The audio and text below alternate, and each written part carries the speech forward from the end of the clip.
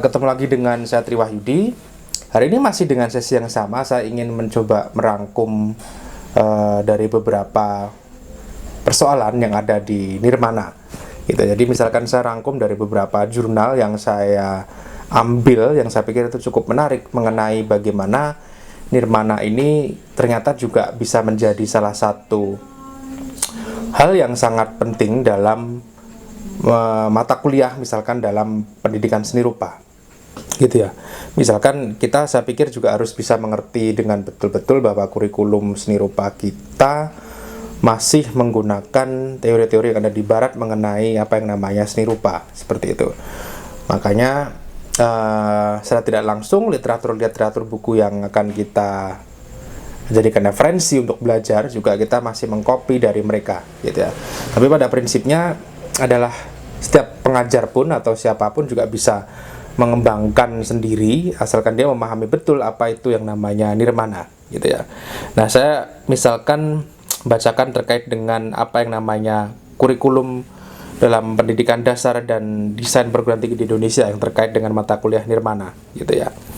Ya, dalam kurikulum pembelajaran dunia pendidikan dasar desain perguruan tinggi Indonesia, mata kuliah Nirmana senantiasa dipetakan menjadi salah satu mata kuliah dasar di semester 1 misalkan. Walau bisa saja upaya ini dapat dipandang sebagai implikasi dari adanya standarisasi atau sebuah template kreativitas di dalam desain itu sendiri. Namun Nirmana dimaknai sebagai wadah yang mengawali upaya memberi pemahaman akan dasar-dasar sebuah desain. Nirmana berkaitan dengan pengorganisasian atau penyusunan elemen-elemen visual seperti titik, garis, warna, bidang, ruang, tekstur yang akhirnya menjadi satu kesatuan yang harmonis. Nirmana dapat juga diartikan sebagai hasil imajinasi dalam rangkaian bentuk dwimatra atau trimatra yang harus mempunyai nilai keindahan. Nirmana disebut juga ilmu tata rupa yang biasa dipelajari oleh mahasiswa seni, kriya, desain, apapun itu mahasiswa yang dengan jurusan seni rupa dan yang terkait dengan persepsi visual, seperti itu.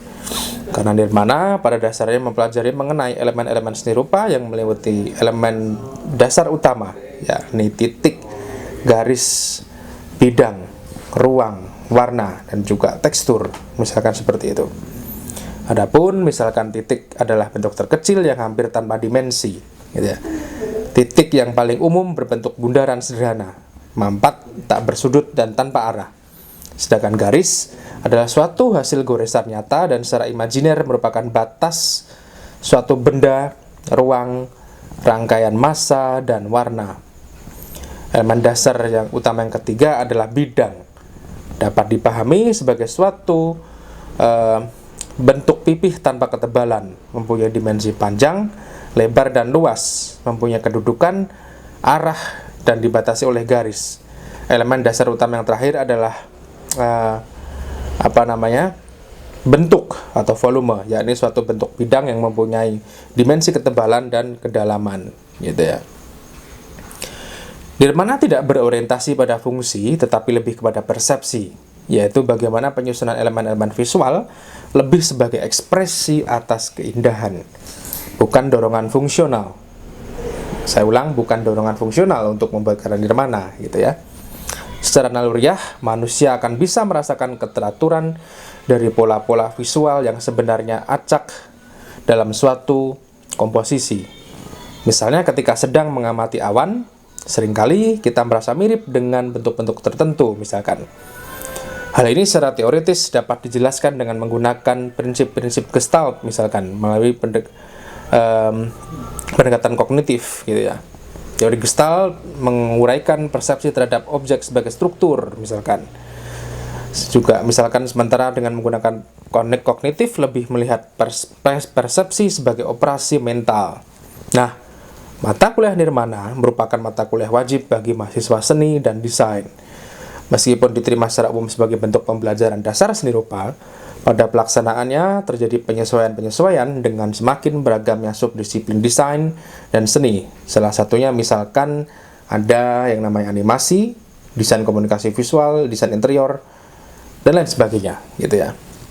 Nah, saya pikir Nirmana ini menjadi pondasi yang sangat penting buat mahasiswa desain dan seni gitu ya, untuk bagaimana dia juga mencoba memahami dan mencoba untuk berekspresi secara merdeka dalam membuat komposisi nirmana gitu ya. Makanya seperti yang saya sampaikan di awal, saya cukup sepakat kalau ada statement yang mengatakan bahwa nirmana dibuat bukan dengan tujuan untuk fungsional terlebih dahulu, tapi lebih kepada proses kreatif, bagaimana kita melatih insting kita, bagaimana kita melatih naluri berkesenian kita.